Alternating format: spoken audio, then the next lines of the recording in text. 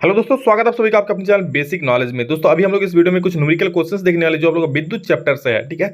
इसके बाद दोस्तों आप लोगों को जो प्रकाश चैप्टर से भी कुछ न्यूमेरिकल्स आते हैं उससे भी मैं बता दूंगा इसके बाद।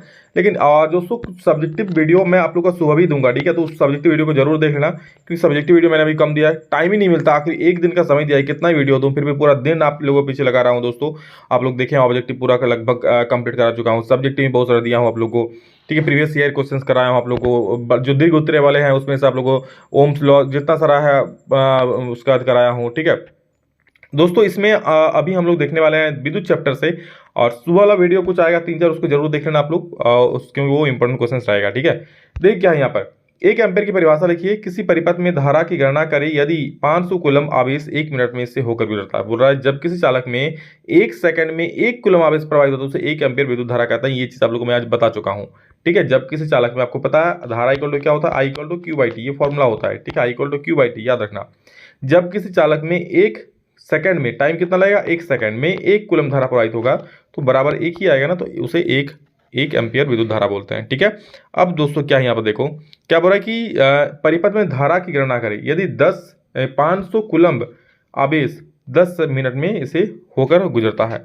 तो ये चलिए इसको मैं देख लेता हूँ, आप लोग बनाता हूँ कैसे। देखो आप लोग को धारा निकालने वाले, चलो आई इक्वल टू क्या होता है, क्यू बाई टी होता है। क्यू मतलब आवेश कितना है, 500 कूलम्ब, बटा टाइम कितना है 10। अच्छा 10 मिनट में दिया है ना, इसको सेकंड में चेंज कर लो, किससे गुना करोगे, 60 से गुना कर दोगे। एक मिनट में 60 सेकंड, तो 10 मिनट में 600 सेकंड हो जाएगा। एक जीरो कट जाएगा, एक जीरो कट जाएगा, जीरो जीरो जीरो जीरो, ठीक है। ऊपर 2 नीचे 2 कट गया, बचा क्या, 5/6, 5/6 बचा ना। तो 5/6 को आप भाग दे दोगे तो आएगा आई थिंक 6×8=48, 6.83 समथिंग आप लोग का एम्पियर आ जाएगा, ठीक है। चलो बहुत बढ़िया। नेक्स्ट क्वेश्चन देखो हम लोग क्या हो जाएगा। नेक्स्ट क्वेश्चन हम लोग का है क्या, परिपथ प्रतिरोध 2 ओम 3 ओम 6 ओम के तीनों प्रतिरोध किस प्रकार से संयोजित करेंगे कि संयोजन का कुल प्रतिरोध क्या हो जाए, एक बार 11 ओम हो, एक बार 1 ओम हो। बहुत महत्वपूर्ण सवाल है, देख लो अच्छे से। बोला ये जो 3 प्रतिरोध दिया है, 2 ओम 3 ओम 6 ओम, इसको हम लोग कैसे जोड़ें कि क्या हो, 11 ओम प्राप्त हो। अच्छा 11 ओम प्राप्त करने के लिए चले हम सबको पहले श्रेणी क्रम में देखने जोड़कर देख लेते हैं। देखिए ये आपको एक्सपेरिमेंट करना पड़ेगा, देखना पड़ेगा किस प्रकार जोड़ने से क्या चीज आ रहा है। तो हम अगर श्रेणी क्रम में जोड़ रहे हैं तो क्या आ रहा है, देखो तो 6 और 3 9 और 2 11, मतलब सही बात है। अगर तीनों प्रतिरोध हम श्रेणी क्रम में जोड़ देते हैं तो 11 ओम एक नंबर तो हो जाएगा। इसलिए हम लिखे हैं 11 ओम प्रतिरोध प्राप्त करने के लिए तीनों प्रतिरोधों को किसमें जोड़ेंगे, श्रेणी क्रम में। और दोस्तों 1 ओम लाने के लिए क्या करेंगे, अभी मैं जोड़ के दिखाऊंगा, ठीक है। अभी बना रहा हूँ न्यूमेरिकल, चिंता मत करो, ठीक है। 1 ओम जोड़ लाने के लिए क्या करेंगे, अगर तीनों का पाँच क्रम में जोड़ दे तो होगा, तो उसको आपको चेक करना पड़ेगा पाँच क्रम में होगा कि नहीं होगा। तो आपको 1/2 करना पड़ेगा। फिर ये पार्श्वक्रम होता है ना, 1/r1 + 1/r2 + 1/3, आज तीनों प्रूफ भी करवा दिए आप लोग को, सॉरी दोनों पार्श्वक्रम का श्रेणी क्रम का, प्लस 1/6। एलसीएम आ जाएगा कितना, 6, तो 2 तिया 6, तो 3 एकम 3 हो जाएगा, प्लस 3 दूनी 6, तो 2 एकम 2 हो जाएगा, प्लस 6 एकम 6, तो 1 हो जाएगा। 3 2 5 और 1 6, 6/6 आ रहा है 1, यानी बिल्कुल सही बात है, ठीक है। तो श्रेणी क्रम में जोड़ेंगे तो 1 आ जाएगा, पार्श्वक्रम में जोड़ेंगे तो 1 आ जाएगा। तो श्रेणी क्रम में जोड़ेंगे तो सबसे पहले आप लोग क्या लिख लेना, यहाँ पर R1 का वैल्यू लिखना, R1 R2 R3 का वैल्यू लिख लेना, ठीक है। 2 3 और 6 है, क्या है, 2 3 और 6, तो R1 बराबर 2 ओम ऐसा लिख लेना, R2 बराबर 3 ओम ऐसा लिख लेना, और R3 बराबर 6 ओम ऐसा लिखना। इसी इतना लिखने के बाद आप लोग फॉर्मूला लगाना, कौन बोला, ये वाला, R equal to R1 + R2 + R3, ये फॉर्मूला लगा देना, ठीक है। ये फॉर्मूला लगाने के बाद आप लोग वैल्यू बैठा देना, 2 + 3 + 6, 3 2 5 और 6 11 ओम, आपका आंसर हो गया। ये पहला हो गया। दूसरा देखो, 1 ओम प्रतिरोध प्राप्त करने के लिए तीनों प्रतिरोध को किसमें जोड़ेंगे, पार्श्वक्रम में जोड़ेंगे। तो फिर यहाँ पे दोस्तों आप लोग क्या करना, वही 1/r का फॉर्मूला हो जाएगा, जैसे वहाँ r था, r इक्वल टू था, तो यहाँ 1/r equal to 1/r1 + 1/r2 और प्लस 1/r3, ये हो जाएगा, ठीक। तो 1/2 हो जाएगा, प्लस 1/3 हो जाएगा, प्लस 1/6 हो जाएगा। इसका आप एलसीएम लेना, क्या हो जाएगा, 6 एलसीएम आ जाएगा आपका, ठीक है। तो क्या होगा, 2 तिया 6, तो 3 हो गया, तो एलसीएम लेना, 3 दूनी 6, तो 2 हो गया, और 6 कम 6, तो 1 हो गया, ठीक है। यहाँ पर तो 3 2 6 और 1, सॉरी 3 2 5 और 1 6 हो गया, तो हो जाएगा 6/6 कट जाएगा, आ जाएगा 1 एम्पियर। समझ गए, चलिए बहुत बढ़िया। नेक्स्ट क्वेश्चन देखो क्या है, पूरे प्रतिरोध आर किस, देखो ये आएगा तो ऑब्जेक्टिव में आएगा, प्रतिरोध आर किस तार के टुकड़े को, ठीक है, टुकड़े को 5 बराबर भागों में काटा जाता है।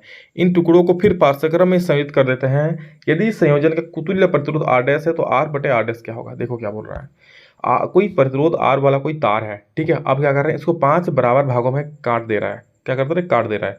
इन टुकड़ों को फिर पारस्पर में जोड़ रहे हैं। क्या, जो पांचों टुकड़ा है ना उसको पारस्पर में जोड़ रहे हैं। तो बोल रहा है संयोजन का तुल्य प्रतिरोध आर डैश हो रहा है। तो आर बटे आर डैश का अनुपात निकालना है, आर बटे आर डैश का।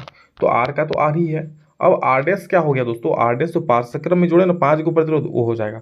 तो पारस्पर में जोड़ेंगे तो क्या हो जाएगा, R/5 हो जाएगा। कैसे R/5 होगा पता है, क्योंकि सबका प्रतिरोध आर है ना, तो काटेंगे तो क्या 1 बटे आर, ठीक है। ऐसा देख लो, प्रतिरोध क्या है आर, इसको 5 भागों में काट दिए तो प्रत्येक भाग का कितना होगा, प्रतिरोध क्या होगा बोलो तो R1 R/5 प्लस R/5, ठीक है, plus R/5 plus R/5 plus R/5।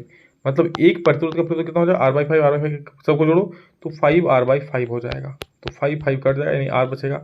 मतलब हम कह सकते हैं कि प्रत्येक प्रतिरोध का प्रतिरोध के जब 5 भागों में तोड़ दिए हैं तो प्रत्येक का कितना होगा, R/5 करके होगा, ठीक है। अब R/5 को क्या बोल रहा है, इसको पारस्पर में जोड़ देना है। तो पारस्पर में जोड़ेंगे तो 1/r इक्वल क्या होगा, 1/r1 plus 1/r2 plus 1/r3, यानी कि 1/r/5 प्लस 1/r/5 प्लस इस प्रकार हो जाएगा, 5 को हो जाएगा। तो ये चीज़ बदल के क्या हो जाएगा, 5/r हो जाएगा। बिल्कुल सर हो जाएगा 5/r। तो 5/r plus 5/r plus 5/r, ठीक है। तो कितना हो जाएगा लास्ट में, ये यहाँ 5 को लिखेंगे तो नीचे में तो r को मनाया जाएगा, ऊपर में k को 5 होगा। इस प्रकार से देख लो, उसको पलटेंगे तो क्या हो जाएगा, मतलब 1/r/5 होता ना, उसको पलटेंगे तो 5/r हो जाएगा प्लस 5/r हो जाएगा प्लस 5/r हो जाएगा प्लस 5/r हो जाएगा और प्लस 5/r हो जाएगा। ये कितना है, 5 गो है, क्योंकि 5 गो प्रतिरोध का इससे पहले हुआ था 1/r equal 1/r/5 plus 1/r/5 plus 1/r/5 plus 1/r/5 plus 1/r/5, 5 गो था इसलिए। तो सबका एलसीएम ले लो, क्या हो जाएगा, सबका एलसीएम हो जाएगा आपका r, क्या हो जाएगा r, और 5 5 10 5 15 5 20 25 हो जाएगा, 25/r हुआ। ये तो 1/r आया ना, अगर हम r लिखेंगे तो पलट देंगे, r/25 हो जाएगा। यानी हमारा r का वैल्यू मतलब कह सकते हैं r डैश नया प्रतिरोध r डैश क्या हो जाएगा, r/25 हो जाएगा। समझ गए। अब हम लोग को r/r डैश निकालने बोला था, क्या निकालना बोला, r/r डैश। तो r/r डैश निकाल लो, तो r का r हो जाएगा, r डैश का क्या है, r/25। तो ये तो कुछ नहीं है, तो ये 25 ऊपर चल जाएगा, r से r कट जाएगा, यानी 25/1 होगा, यानी कह सकते हैं 25:1, जो कि ऑप्शन नंबर 25/1 कहीं भी है, 25 हो जाएगा। ये आपका बिल्कुल सही उत्तर हो गया। समझ गए, r/r डैश का अनुपात 25 हो जाएगा। नेक्स्ट क्वेश्चन देखो क्या बोला, 4 प्रतिरोधों 4 ओम 8 ओम 12 ओम 6 ओम को कैसे जोड़ा सकता है कि कुल प्रतिरोध अधिकतम हो। कुल प्रतिरोध दोस्तों अधिकतम, बहुत अच्छा सवाल है वो। अधिकतम कब होगा, तो याद रखना दोस्तों, जब प्रतिरोधों को हम लोग किस में जोड़ते हैं, श्रेणी क्रम में। जी हाँ दोस्तों, जब हम लोग श्रेणी क्रम में जोड़ते हैं, यानी कि 4 गो है तो लिख लेना R1 बराबर 4 ओम, उस प्रकार फिर R2 बराबर लिखना 8 ओम, R3 बराबर 12 ओम, R4 बराबर 6 ओम, ठीक है। चारों को जोड़ देना, कैसे जोड़ना, R इक्वल जोड़ना R1 plus R2 plus R3 plus R4, R2 plus R3 plus R4, ठीक है। चारों को जोड़ दो, देखो कितना आएगा, 4 प्लस 8 प्लस 12 प्लस 6, तो कितना हो जाएगा, 12 6 18 18 और 8 26 26 और 4 30 ओम हो जाएगा। तो इसका आंसर कितना हो जाएगा, 30 ओम हो जाएगा, अधिकतम ओम। तो कैसे जोड़ा जा सकता है कि कुल प्रतिरोध कितना हो, अधिकतम हो। तो यहाँ पर मैंने आंसर सिर्फ लिखा है, क्या अधिकतम कब होगा, जब सभी प्रतिरोधों को श्रेणीक्रम में जोड़ते हैं तो कुल प्रतिरोध अधिकतम होता है। यहाँ निकालने के लिए नहीं कहा, यहाँ से बोला ही कैसे जोड़ेंगे, तो अधिकतम होगा तो हम श्रेणीक्रम में जोड़ेंगे। न्यूनतम कब होगा दोस्तों, तो न्यूनतम कब होगा, जब हम लोग उसको पाठ्यक्रम मतलब पार्श्वक्रम में जोड़ेंगे, ठीक है। हो गया, जब हम लोग समांतर क्रम या पार्श्वक्रम में जोड़ेंगे तो क्या हो जाएगा, न्यूनतम हो जाएगा। अब अधिकतम और न्यूनतम प्रतिरोध की गणना करें, तो पहले अधिकतम और न्यूनतम की निकाल लेते हैं। तो दोस्तों जब श्रेणीक्रम में जोड़ेंगे, देख लो यही जो चीज़ मैंने बोला यहाँ लिख दिया है, R1 equal R1 plus R2 plus R3 सबका वैल्यू लिख दिया है, R4 तक का सब वो जोड़ दो, 30 ओम आ गया अधिकतम। और न्यूनतम प्रतिरोध की गणना करेंगे तो 1/r इक्वल करेंगे 1/r1 plus 1/r2 plus 1/r3 plus 1/r4, सबका वैल्यू बैठा देना R1 R2 R3 R4 का, तो 1/4 प्लस 1/8 प्लस 1/12 प्लस 1/6, इसका एलसीएम लेना आ जाएगा 24, तो आ जाएगा ये, बस एलसीएम लेना, कैलकुलेट करना और कुछ नहीं, कैलकुलेट तो जानते ही होंगे। तो 8 5 5 इसका इतना ओम आंसर हो जाएगा, ठीक। दोस्तों एक फिगर दिया है परिपथ में, इसको आप लोग बनाना खुद से। क्या दिया, देखो R1 R2 R3 ये किस में, पार्श्वक्रम में जुड़ा है, 5 ओम 10 ओम 13 और 30 ओम दिया हुआ है, तथा इन्हें 12 वोल्ट की एक बैटरी से जोड़ा गया है। परिपथ का कुल प्रतिरोध देखिए किस में कनेक्ट है दोस्तों, आप लोग बोल सकते हो इसको किस में कनेक्ट है, ये आप लोग का पार्श्वक्रम में कनेक्ट है। तो कुल प्रतिरोध कैसे निकालोगे, ये है R1 ये है R2 ये R3, सबका वैल्यू पहले लिखना कि हाँ R1 बराबर इतना, R2 बराबर इतना, R3 बराबर इतना, और फॉर्मूला लगा देना 1/r equal to 1/r1 plus 1/r2 plus 1/r3, जो फॉर्मूला होता है 1/r2 1/r3, ये लगा देना और सीधा आपका समतुल्य प्रतिरोध निकल जाएगा। उस प्रतिरोध निकालने के बाद फिर आपको परिपथ में प्रवाहित विद्युत धारा निकालना है। ठीक है, धारा दोस्तों आप लोग जानते हैं, मैंने बताया था आप लोग को कि जब समांतर क्रम में होता है तो धारा सब में अलग अलग होता है। इसमें धारा I1 होगा, इसमें I2 होगा, इसमें I3 होगा। तो I1 बराबर फॉर्मूला क्या लगाओगे, I1 बराबर लगाओगे, सुन लो, I1 बराबर लगाओगे V/R1, उसी प्रकार I2 बराबर V/R2, I3 बराबर V/R3, और इसको निकाल लेना और कमेंट में जरूर बोलना। प्रत्येक प्रतिरोध से प्रवाहित विद्युत धारा परिकलित कीजिए। क्या बोल रहा है कि परिपथ में प्रवाहित विद्युत धारा का परिपथ में कुल विद्युत धारा कैसे निकालेंगे, V = IR। तो हमको सबसे पहले I निकालना पड़ेगा ना, ठीक है, तभी तो I निकलेगा। आपको I निकालो सबसे पहले, तब तो होगा ना, नहीं तो ऐसे भी कर सकते हो। आपको तो यहाँ पे डायरेक्ट R निकल गया, तीनों समतुल्य प्रतिरोध निकल गया ना, तो V को करना IR, तो V/R कर देना। V कितना रहेगा, V रहेगा आप लोग 12, और जितना आप लोग का देखना पाठ्यक्रम में निकाल के इसको जितना आएगा उतना भाग दे देना, आपका आंसर आ जाएगा। ठीक है, उसके बाद सभी का प्रतिरोध अलग अलग से निकाल लेना। I1 = V/R1, I2 = V/R2 और I3 = V/R3 करके। ठीक है, चलो बहुत बढ़िया, इसका आंसर सभी लोग कमेंट करना हमको। और चलिए मैंने बना ही दिया, मैंने पता ही नहीं था ये बनाया हुआ भी है, देख लो, तो आपको बना ही दिया है। परिपथ का कुल प्रतिरोध हो जाएगा, इस पाठ्यक्रम में जुड़ा है 3 ओम हो गया। परिपथ में प्रवाहित विद्युत धारा दोस्तों हो गया, देख लो 4 ओम है। अब I = V/R हो गया, ठीक है, और प्रत्येक का दोस्तों हो जाएगा जो मैंने कहा उसी प्रकार से बनाया हुआ है। I = V/R फॉर्मूला होता है, B का R का फॉर्मूला बेटा, तो R मैंने यहाँ ऊपर में निकाल दिया आगे में। ठीक है, चलो अगला सवाल देखो दोस्तों क्या है। हाँ, ये आप दोनों, आपका ये दोनों ही बनाया हुआ है, देख लो, एक होमवर्क आप लोगों को दिया हूँ मैं। हाँ, इसका होमवर्क आप लोगों को है लास्ट वाला। चलिए इन दोनों क्वेश्चन को देख लो, अच्छा क्वेश्चन ये भी 2 4 6 है इसका दोस्तों, सेम क्वेश्चन ही है लग रहा है मुझे, क्या नहीं, खाली वैल्यू अलग है। देखो वो सेम क्वेश्चन था, खाली वैल्यू अलग है। क्या 2 4 6 ओम दिया है, और इसमें दोस्तों सीरीज में कनेक्ट है, किसमें, श्रेणी क्रम में। तो और इसमें 6 वोल्ट विद्युत धारा प्रवाहित होती है। तो क्या बोलता है, परिपथ में कुल विद्युत प्रतिरोध कितना होगा, परिपथ में प्रवाहित विद्युत धारा होगा और प्रत्येक प्रतिरोध से प्रवाहित विद्युत धारा होगा। तो आपको दोस्तों बता दूं, आपको श्रेणी क्रम में दोस्तों प्रत्येक प्रतिरोध से समान धारा ही बहती है। तो कुल धारा जितना I निकालोगे उतना ही धारा प्रत्येक प्रतिरोध से भी बहेगा, क्योंकि ये श्रेणी क्रम है, पाठ्यक्रम नहीं है। तो चलो इसको निकाल लेते हैं। देखो दिया हुआ है प्रतिरोध, कुल प्रतिरोध हो जाएगा R = R1 + R2 + R3, क्योंकि श्रेणी क्रम में इसलिए वाला फॉर्मूला हम लगा दिए। तो 12 ओम टोटल आ गया। परिपथ में प्रवाहित विद्युत धारा कितना होगा, कुल धारा I = हो जाएगा I = V/R। V कितना है दोस्तों, V आपका दिया हुआ है, देखिए यहाँ पर V दिया हुआ है कितना, V = 6 वोल्ट दिया है। तो V/R, तो 6 बटे आपका R कितना है 12, तो 6/12 भाग दो तो 0.5 एम्पियर हो जाएगा।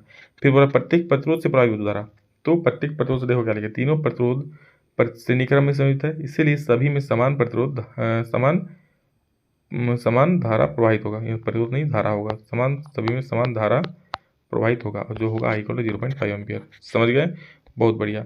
नेक्स्ट बोला है, नीचे देखिए तारों में P और Q में से किसका प्रतिरोध अधिक है और बताइए। सुबह मैंने बताया कि जो मोटा होता है ना उसका प्रतिरोध कम होता है, क्योंकि इसमें आसानी से धारा बहेगा। ठीक है, क्योंकि जो पतला होता है देखो उसका मतलब उसमें धारा बहने के लिए टाइम लगेगा कम, उसमें रुकावट ज़्यादा होगा, इसलिए इसका प्रतिरोध ज़्यादा होगा। याद रखना, जो मोटा तार का प्रतिरोध कम होता है और पतले तार का प्रतिरोध ज़्यादा होता है। ठीक,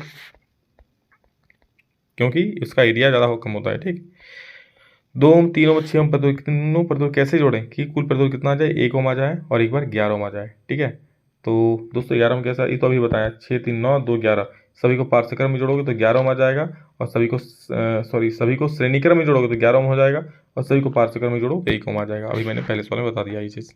ठीक, और एक सवाल यहाँ पर देख लो, बोल रहा है कि R1 R2 क्रमशः 4 तथा 20 ओम है तथा 6 वोल्ट की बैटरी से जुड़ा हुआ है। परिपथ का कुल प्रतिरोध कितना हो जाएगा, श्रेणी क्रम में जोड़ दो, R = R1 + R2, यानी 4 + 20 24 हो जाएगा।